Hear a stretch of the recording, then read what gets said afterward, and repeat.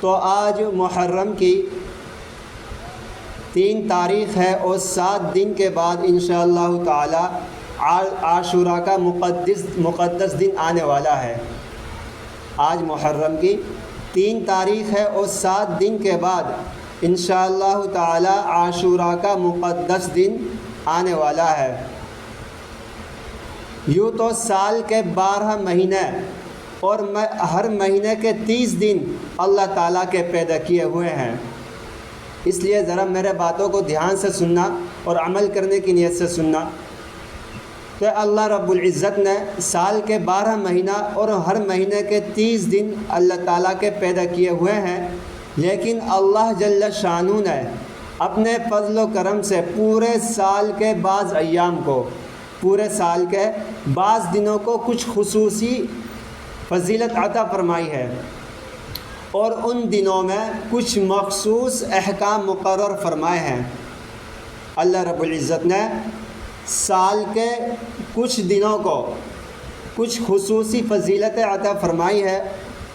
اور ان دنوں میں کچھ مخصوص احکام مقرر فرمائے ہیں۔ تو یہ محرم کا مہینہ بھی ایک ایسا مہینہ ہے جس کو قرآن کریم نے حرمت والا مہینہ قرار دیا ہے۔ جو آیت میں نے آپ کے سامنے تلاوت کی تھی اس میں اللہ رب العزت نے بتلایا کہ 4 مہینے ایسے ہیں جو حرمت والے ہیں، 4 مہینے ایسے ہیں جو حرمت والے ہیں، ان میں سے ایک ہے محرم کا مہینہ۔ تو خاص طور پر محرم کی 10ویں تاریخ، جس کو عام طور پر عاشوراء کہا جاتا ہے، جس کا معنی ہے 10واں دن، تو یہ دن اللہ تعالیٰ کی رحمت و برکت کا خصوصی طور پر حامل ہے۔ یعنی جو محرم کا جو دن ہے، 10ویں تاریخ ہوگی جب محرم کی، تو اس دن کو عاشوراء کہا جاتا ہے، اور یہ دن عاشوراء کا دن اللہ تعالیٰ کی رحمت و برکتوں کا خصوصی طور پر حامل ہے۔ تو جب تک اللہ رب العزت نے اس امت پر روزے فرض نہیں کیے تھے، جب تک رمضان کے روزے فرض نہیں ہوئے تھے، اس وقت تک عاشوراء کا روزہ رکھنا مسلمانوں پر فرض تھا، کہ جب تک اللہ رب العزت نے رمضان کے روزے فرض نہیں کیے تھے اس وقت تک عاشوراء کا روزہ رکھنا مسلمانوں پر فرض قرار دیا گیا تھا۔ بعد میں جب یہ رمضان کے روزے فرض ہو گئے، جب اللہ رب العزت نے رمضان کے روزے فرض کر دیے، تو اس وقت عاشوراء کے روزے کی جو فرضیت تھی وہ منسوخ ہو گئی، کہ اب جو ہے اب اللہ کی طرف سے یہ حکم آ گیا کہ اب تم کو رمضان کے روزے رکھنے ہیں، رمضان کے روزے تمہارے اوپر فرض ہے، اور عاشوراء کا جو روزہ تھا اس کی جو فرضیت تھی اللہ رب العزت نے اس کو منسوخ کر دیا۔ لیکن حضور اقدس صلی اللہ علیہ وسلم نے عاشوراء کے دن روزہ رکھنے کو سنت اور مستحب قرار دیا ہے۔ یعنی عاشوراء کا جو دن ہے، 10 محرم کا جو دن ہے، اس دن کے روزہ رکھنے کو اللہ کے رسول صلی اللہ علیہ وسلم نے اس کو سنت اور مستحب قرار دیا ہے۔ تو اس لیے ہم سبھی کو چاہیے کہ ہم 10 محرم کا روزہ رکھیں اور آپ صلی اللہ علیہ وسلم کی جو سنت ہے اس پر عمل کریں۔ اور ایک حدیث میں حضور اقدس صلی اللہ علیہ وسلم نے ارشاد فرمایا کہ مجھے اللہ جل شانہ کی رحمت سے یہ امید ہے، مجھے اللہ رب العزت کی رحمت سے یہ امید ہے کہ جو شخص عاشوراء کے دن کا روزہ رکھے گا، جو شخص محرم کے 10 محرم کا روزہ رکھے گا، تو اللہ رب العزت اس کے پچھلے 1 سال کے گناہوں کو معاف فرما دیں گے۔ تو یہ ہے 10 محرم کے روزے کی فضیلت۔ عاشوراء کے دن کے روزے کی فضیلت یہ ہے کہ جو شخص عاشوراء کے دن کا روزہ رکھے گا، اللہ رب العزت اس کے 1 سال کے پچھلے گناہوں کو معاف فرما دیں گے۔ تو عاشوراء کے روزے کی اتنی فرضیت، اتنی بڑی فضیلت آپ صلی اللہ علیہ وسلم نے بیان فرمائی ہے۔ تو اس لیے ہم کو بھی چاہیے کہ ہم عاشوراء کا جو روزہ ہے، 10 محرم کو روزہ ہے، اس کو خود بھی رکھیں اور ہمارے جو بالغ بچے ہیں وہ بھی رکھیں۔ اور حضرت قتادہ رضی اللہ عنہ نے فرمایا کہ حرمت کے مہینوں میں نیک کام کرنے کا ثواب بہت بڑا ہے. یعنی جو یہ حرمت کے 4 مہینے اللہ رب العزت نے بتلائے ہیں، انہی میں سے ایک محرم کا جو مہینہ ہے یہ بھی حرمت والا مہینہ ہے. تو اس میں نیک کام کرنے کا ثواب بہت بڑا ہے. اللہ بہت بڑا ثواب عطا فرمائیں گے اس شخص کو جو ان حرمت والے مہینوں میں نیک اعمال کرے گا. لہٰذا ان میں گناہ کرنے کا عذاب بھی بہت بڑا ہے. اگر کوئی شخص ان حرمت والے مہینوں میں یعنی محرم کا مہینہ میں کوئی گناہ کرے گا تو اس گناہ کا جو ہے کہ عذاب بھی بہت بڑا ہوگا. کہ جس طرح نیک اعمال کرنے کا ثواب کو اللہ رب العزت بڑھا دیتے ہیں، اسی طرح جو شخص گناہ کرے گا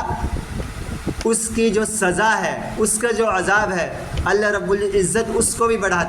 دیتے ہیں. تو اس لیے ہم کو چاہیے کہ ہم اس مہینے میں زیادہ سے زیادہ نیک اعمال کریں، نفلی اعمال کریں، ذکر و اذکار کا اہتمام کریں اور نفلی روزہ رکھنے کا اہتمام کریں اور اپنے آپ کو گناہوں سے بچانے کی کوشش کریں.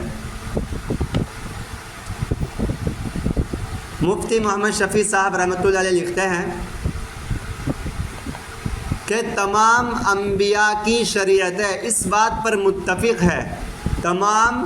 نبیوں کی جو شریعت ہے وہ اس بات پر متفق ہے کہ ان 4 مہینوں میں عبادت کا ثواب زیادہ ہوتا ہے. ان 4 مہینوں میں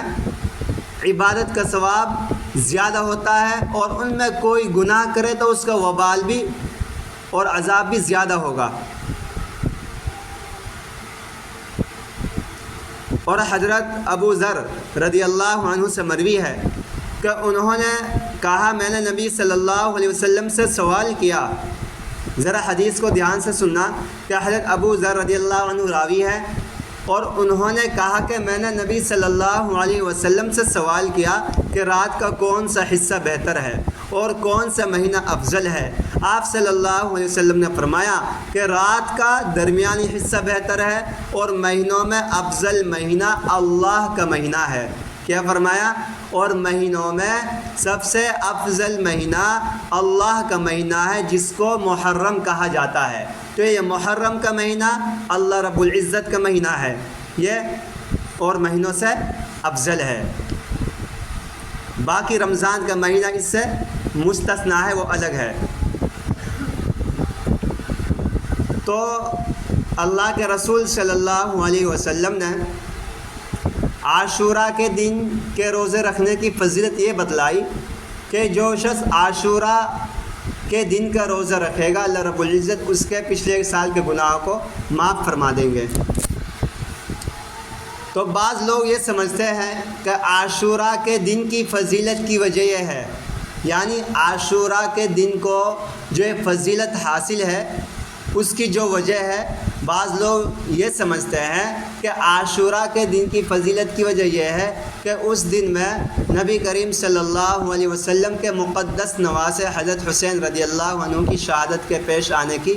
وجہ سے عاشوراء کا دن مقدس اور حرمت والا بن گیا. یہ بعض لوگوں کا خیال ہے، وہ یہ سمجھتے ہیں، ان کی سوچیں یہ ہیں کہ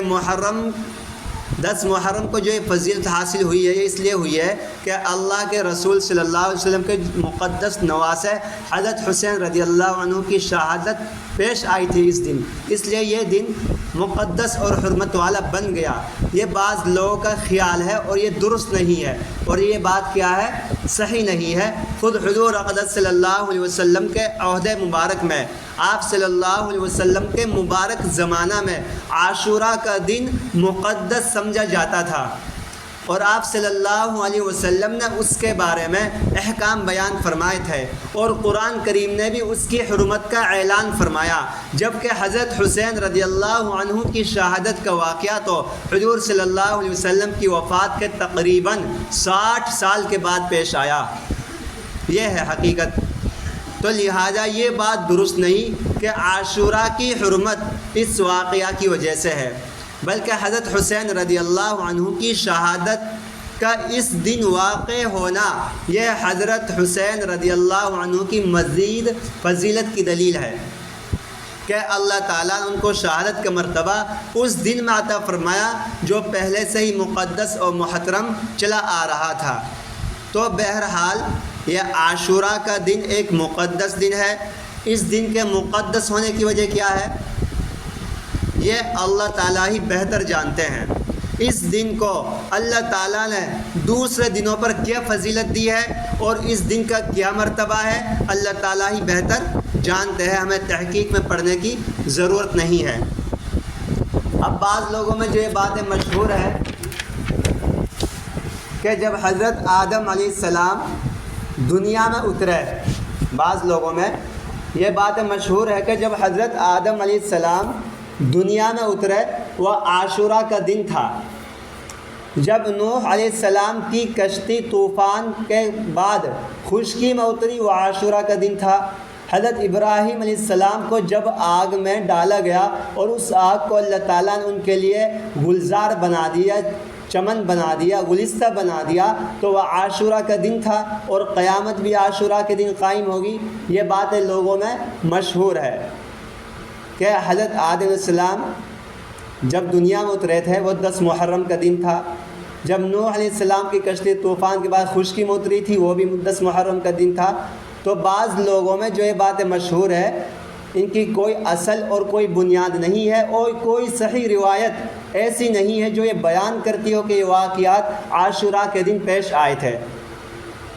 صرف ایک روایت میں ہے کہ جب حضرت موسیٰ علیہ السلام کا مقابلہ فرعون سے ہوا اور پھر حضرت موسیٰ علیہ السلام دریا کے کنارے پر پہنچ گئے اور پیچھے سے فرعون کا لشکر آیا، تو اللہ تعالیٰ نے اس وقت حضرت موسیٰ علیہ السلام کو حکم دیا کہ اپنی لاٹھی دریا کے پانی پر مارے، اور اس کے نتیجے میں دریا میں 12 راستہ بن گئے اور ان راستوں کے ذریعے حضرت موسیٰ علیہ السلام کا لشکر دریا کے پار چلا گیا۔ اور جب فرعون دریا کے پاس پہنچا اور اس نے دریا میں خشک راستے دیکھے تو وہ بھی دریا کے اندر چلا گیا، لیکن جب فرعون کا لشکر دریا کے بیچ میں پہنچا تو وہ پانی مل گیا اور فرعون اور اس کا پورا لشکر غرق ہو گیا۔ تو جو یہ واقعہ تھا یہ آیا تھا عاشوراء کے دن پیش آیا تھا، یہ واقعہ عاشوراء کے دن پیش آیا،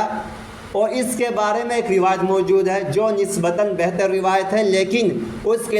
علاوہ جو دوسرے واقعات ہیں ان کے عاشوراء کے دن ہونے پر کوئی اصل اور کوئی بنیاد، کوئی دلائل نہیں ہے۔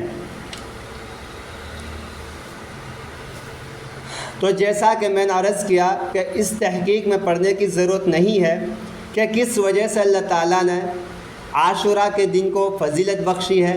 10 محرم کے دن کو اتنی بڑی فضیلت کیوں بخشی ہے، تو اس کی تحقیق میں پڑھنے کی ضرورت نہیں ہے، بلکہ یہ سب اللہ جل شانہ کے بنائے ہوئے دن ہے، یہ سب اللہ جل شانہ کے بنائے ہوئے دن ہے، اور جس دن کو اللہ چاہے اپنی رحمتوں اور برکتوں کے نزول کے لیے منتخب فرما لیتے ہیں۔ یہ جتنے ایام ہے، یہ جتنے دن ہے، یہ سال ہیں، تو یہ سب دن اللہ تعالیٰ کے بنائے ہوئے ہیں، اور اللہ تعالیٰ جس دن کو چاہتے ہیں اپنی رحمتوں اور برکتوں کے نزول کے لیے منتخب فرما لیتے ہیں، وہی اس کی مصلحت اور حکمت کو جانتے ہیں۔ ہمیں اور آپ کو اس میں بحث پڑھنے کی ضرورت نہیں ہے۔ البتہ اتنی بات ضرور ہے کہ جب اللہ تعالیٰ نے اس دن کو یعنی محرم کے 10 محرم کے دن کو، عاشوراء کے دن کو اپنی رحمت اور برکت کے لیے، برکت کے نزول کے لیے منتخب کر لیا، تو اس کا تقدس یہ ہے کہ اس دن کو اس کام میں استعمال کیا جائے جو کام نبی کریم صلی اللہ علیہ وسلم کی سنت سے ثابت ہے۔ یعنی اللہ رب العزت نے اپنی رحمتوں اور برکتوں کے نزول کے لیے جو ہے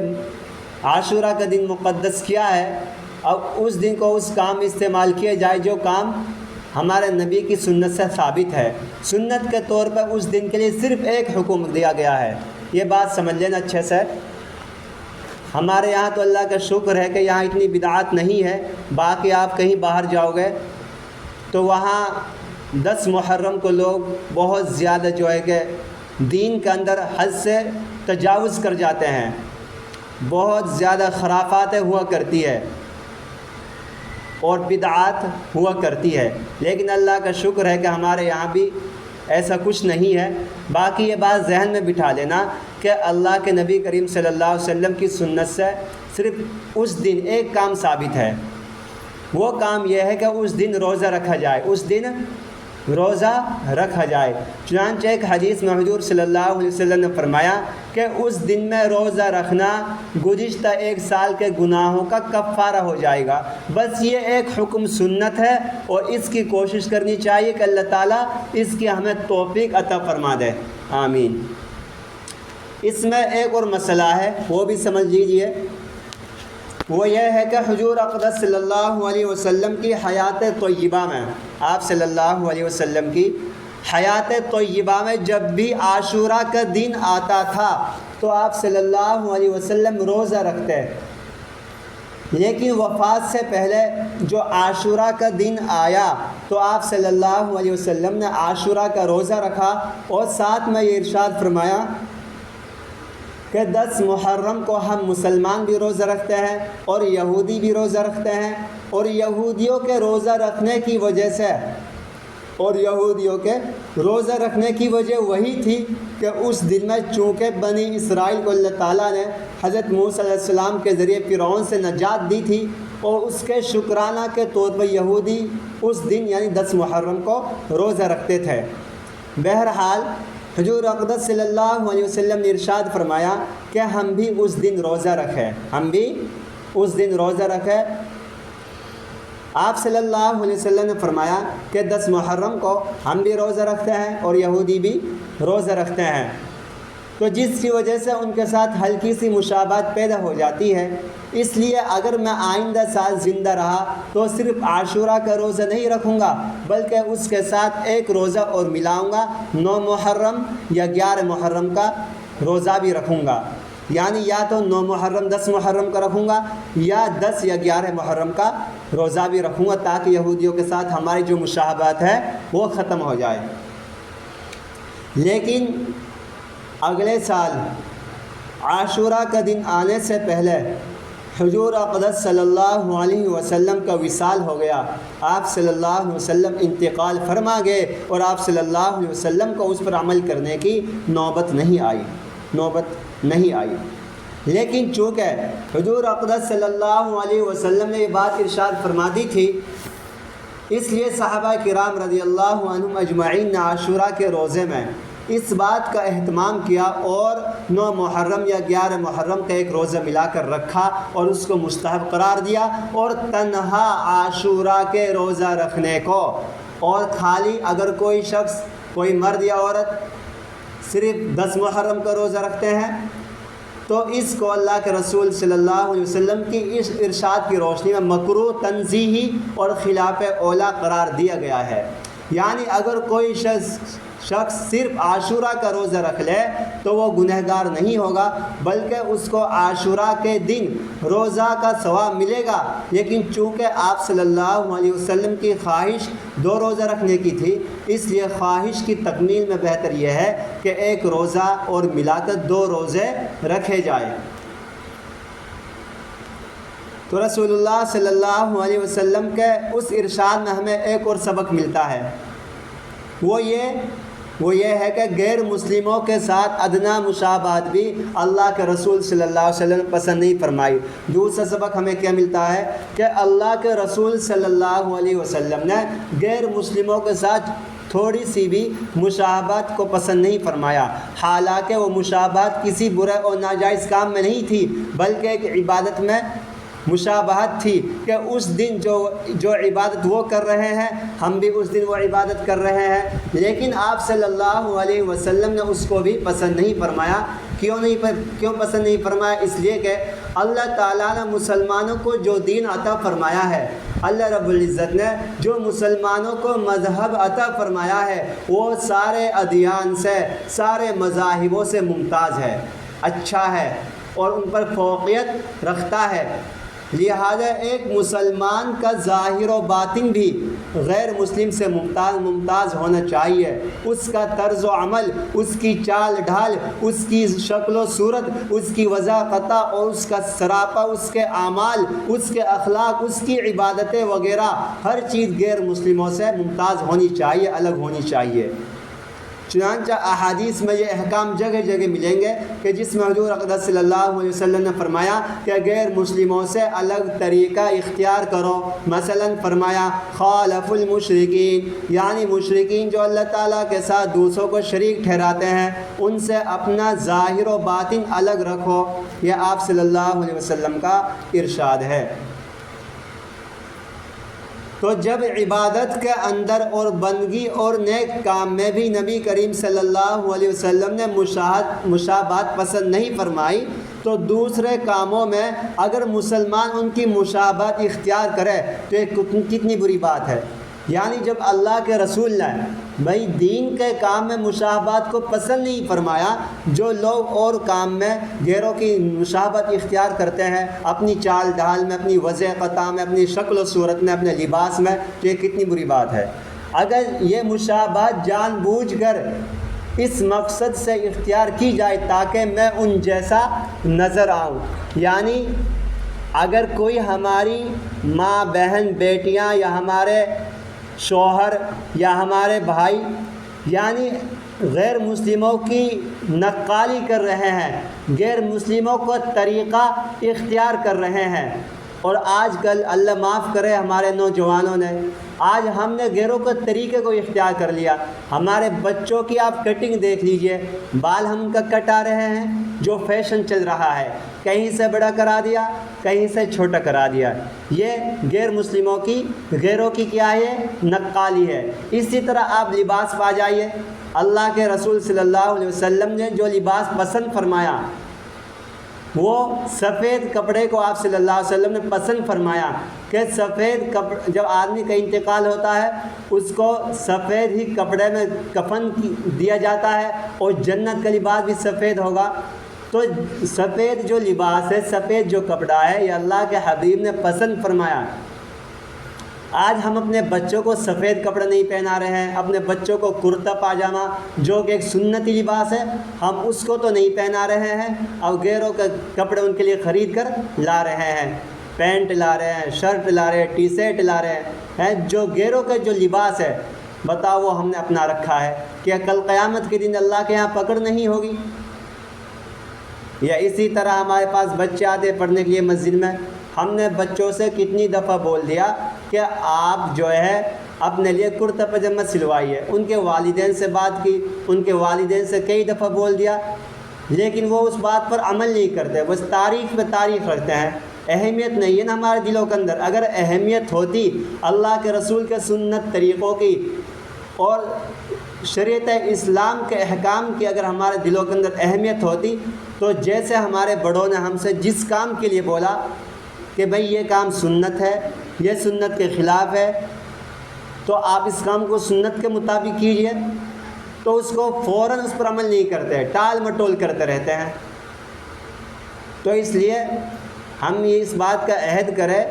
کہ ہم اور ہمارے بچے کپڑوں میں، چال ڈھال میں، وضع قطع میں، شکل و صورت میں،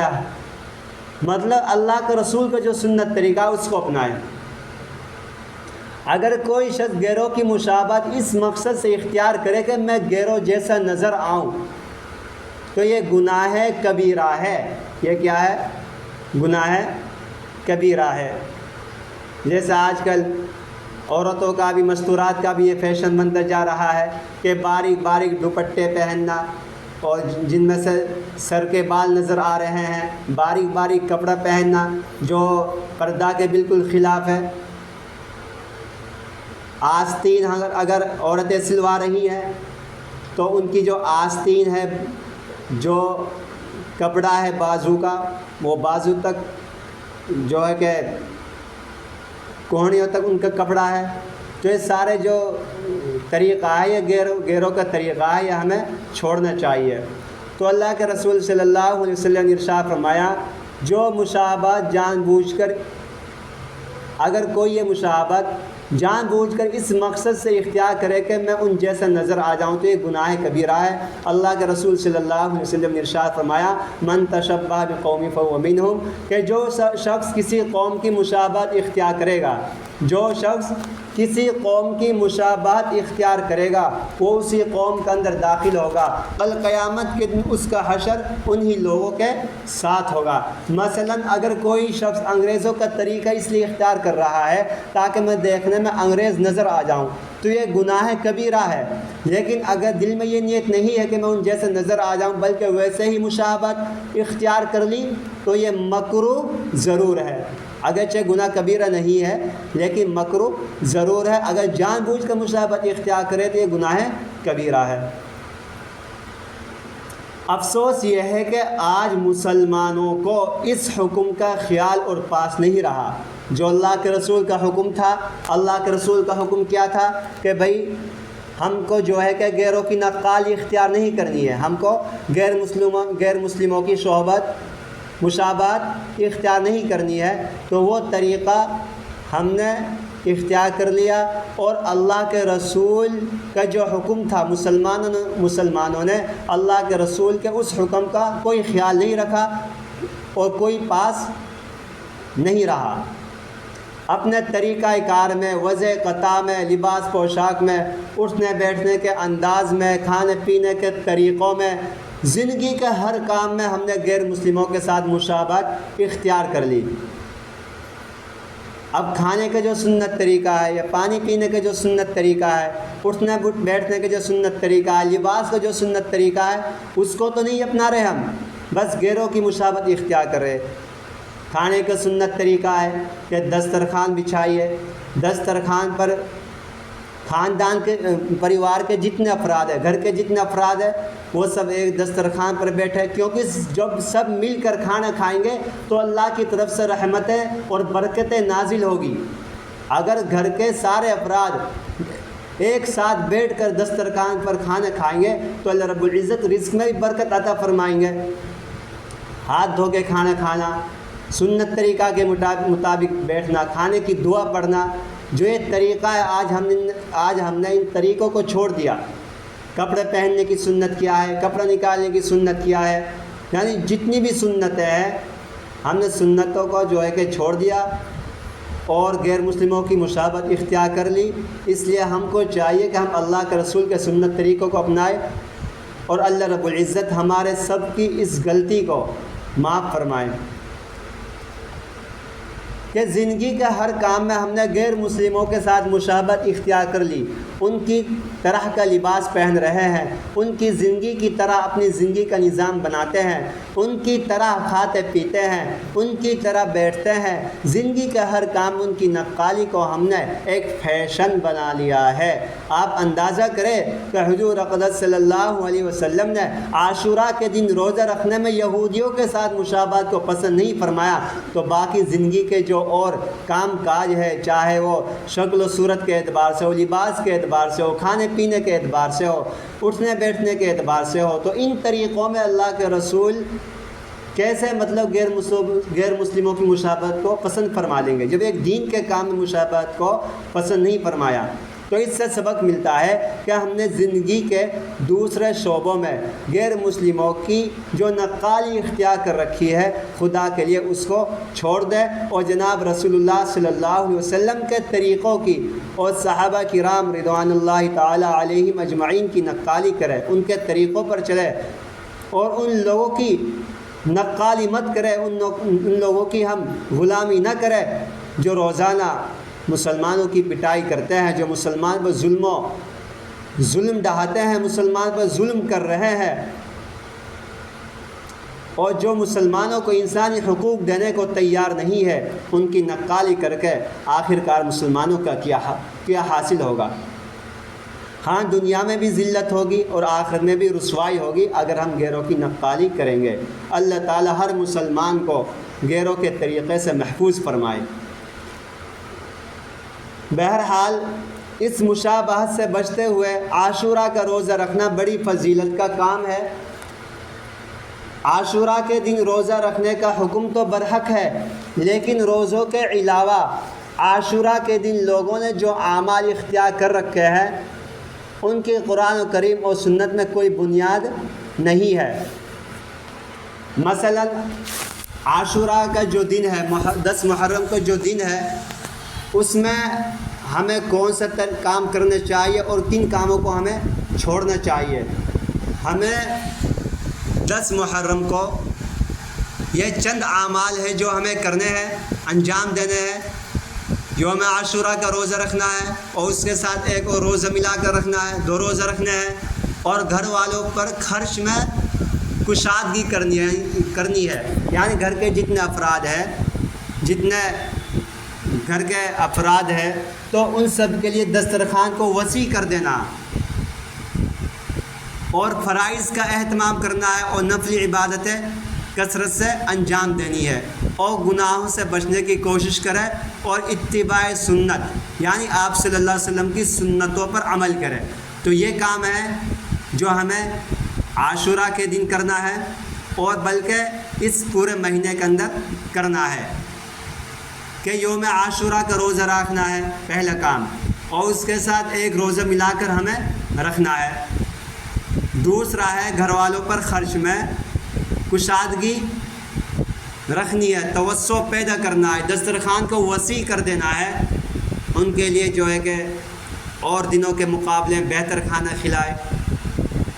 فرائض کا اہتمام کرنا ہے، اور نفلی عبادتیں بکثرت انجام دینی ہے، گناہوں سے بچنے کی کوشش کرنی ہے، اور آپ صلی اللہ علیہ وسلم کی سنتوں کی پیروی کرنی ہے۔ یہ کام ہے جو ہمیں 10 محرم کو کرنے ہیں۔